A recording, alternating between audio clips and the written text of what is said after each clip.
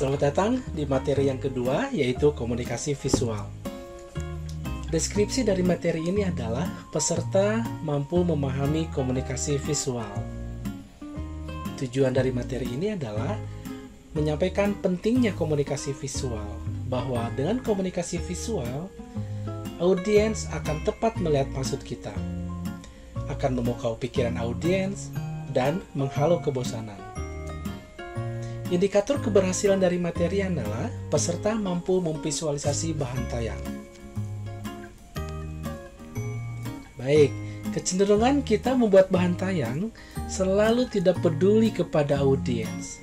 Yang ada adalah kita hanya peduli kepada diri sendiri. Contohnya, kita membuat bahan tayang seperti ini. Pada bahan tayang ini, kita melihat singkatan-singkatan yang tidak familiar, seperti ORG, MGT, KBJ, PLJ. Kita lihat, ORG mungkin maksudnya adalah organisasi, tetapi kita membuatnya menjadi PNMB, dunia usaha. Bahan tayang seperti ini akan membosankan audiens, karena audiens akan berpikir, ini singkatan apa seperti itu. Nah, ini adalah kecenderungan kita juga membuat bahan tayang. Ya, ini tidak ada power kehilangan poin. Bahan tayang yang hanya tulisan-tulisan penuh sesak dan mata kita tidak bisa bernafas. Mari kita lihat bahan tayang berikutnya. Sudah ada ruang kosong, tetapi cenderung kita selalu menggunakan animasi yang berlebihan, sehingga audiens sulit untuk memahami informasi yang kita sampaikan. Berikutnya adalah bahan tayang yang suka kita buat seperti ini. Ada animasinya, ada ikannya di sini, ada lumba-lumbanya di sini. Kira-kira pertanyaannya adalah, apakah ada hubungannya nggak antara animasi dengan pesan yang disampaikan? Jelas tidak ada hubungannya. Dan ini akan menjadi alat pengganggu informasi yang disampaikan kepada audiens. Begitupun dengan bahan tayang yang kita buat seperti ini, menggunakan bullet point. Ini contoh-contoh bahan tayang yang membosankan. John Medina menyampaikan cara otak kita bekerja. John Medina menyampaikan bahwa otak kita tidak akan memperhatikan kepada hal-hal yang membosankan. Begitupun dengan Meyer pada tahun 2009 menyampaikan bahwa orang belajar lebih baik dengan gambar dan kata-kata dibanding hanya kata-katanya saja. Mari kita lihat tokoh berikutnya, yaitu Edgar Dale tahun 1969, apa yang disebut dengan teorinya The Cone of Learning. Beliau menyampaikan bahwa jumlah presentasi apa yang kita lihat dan dengar cukup besar daripada hanya kita membaca, hanya 10% saja. Artinya, ketika kita belajar dengan visual, maka keberterimaan kepada otak kita akan lebih lama dibanding dengan hanya membaca, hanya 10% saja. Baik, ada tokoh berikutnya ini dari Albert Mehrabian yang dikenal dengan 3Vs Communication, bahwa komunikasi diidentifikasi visual itu lebih besar, yaitu 55% dibanding hanya vokal yang 38% dan verbal yang hanya 7%. The 3Vs Communication dari Albert Mehrabian.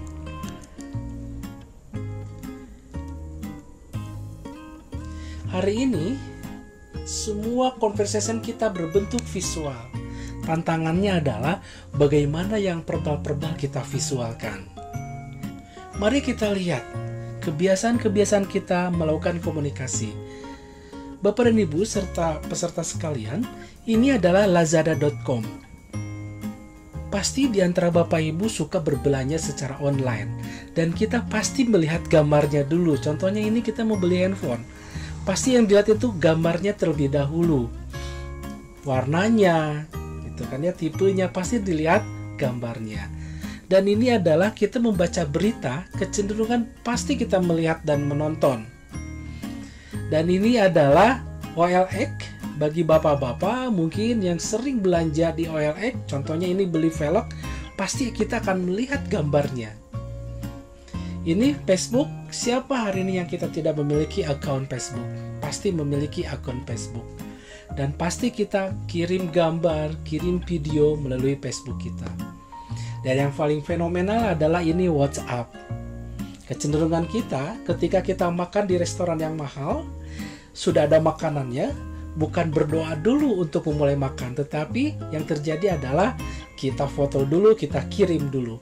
Inilah kebiasaan kita, cara kerja kita berkomunikasi dengan visual.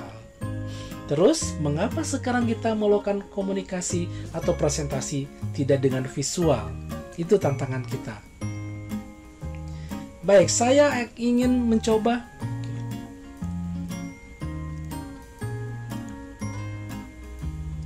Baik, kita akan menguji bagaimana cara kerja otak kita. Saya ingin meminta kepada Bapak dan Ibu serta saudara sekalian membayangkan satu objek barang tertentu. Ya, Bapak Ibu silakan sekarang pejamkan mata terlebih dahulu sejenak, pejamkan mata dulu sejenak dan bayangkan satu objek barang tersebut. Silakan. Dalam hitungan ketiga, silakan pejamkan mata terlebih dahulu. Siap ya? Oke, 1, 2, 3. Baik, Bapak Ibu, silakan pejamkan mata Bapak dan Ibu. Sekarang saya akan menyebutkan satu objek atau barang dan tolong hadirkan dalam benak Bapak dan Ibu. Ya, silakan mata ditutup dan saya akan menyebutkan satu objek barang tertentu. Baik, apabila sudah menutup mata, silakan bayangkan benda yang saya sebutkan, yaitu buah apel. Sekali lagi, Bapak Ibu silakan pejamkan matanya dan bayangkan satu objek atau barang tertentu yang saya sebutkan, yaitu buah apel. Silakan. Oke, sudah ya? Baik, silakan buka mata Bapak dan Ibu serta peserta sekalian. Nah, pertanyaannya adalah, apa yang ada dalam benak atau pikiran Bapak dan Ibu? Apakah yang ada dalam benak Bapak Ibu itu adalah tulisan apel, A-P-E-L, atau buah apelnya? Pertanyaan saya itu, apakah yang ada di dalam benak Bapak Ibu adalah tulisan apel atau buah apelnya? Saya yakin yang ada di dalam benak Bapak Ibu adalah buah apel. Itulah cara kerja otak kita, visual Bapak Ibu. Oke, sekarang Bapak Ibu bayangkan Menara Eiffel. Bayangkan Menara Eiffel. Apakah Bapak Ibu di dalam benak Bapak Ibu tulisan Menara Eiffel atau gambar Menara Eiffelnya? Saya yakin yang ada dalam benak Bapak Ibu ketika saya tadi menyebutkan Menara Eiffel, yang dalam benak Bapak Ibu adalah gambar Menara Eiffelnya. Kekuatan otak kita visual Bapak dan Ibu. Tantangannya, mari kita membuat bahan tayangan kita secara visual. Baik, contoh konkretnya adalah seperti ini Bapak Ibu. Ketika kita akan menyampaikan kata bola, secara sederhananya kita akan menyampaikan bola. Di dalam naskah kita, di dalam modul pelatihan kita ada kata bola, maka kita harus cepat memvisualkannya. Karena apa? Karena bola itu banyak dan harus kita jelaskan bolanya seperti apa. Maka dengan cara komunikasi visual, kita akan mempersingkat waktu menjelaskan bola.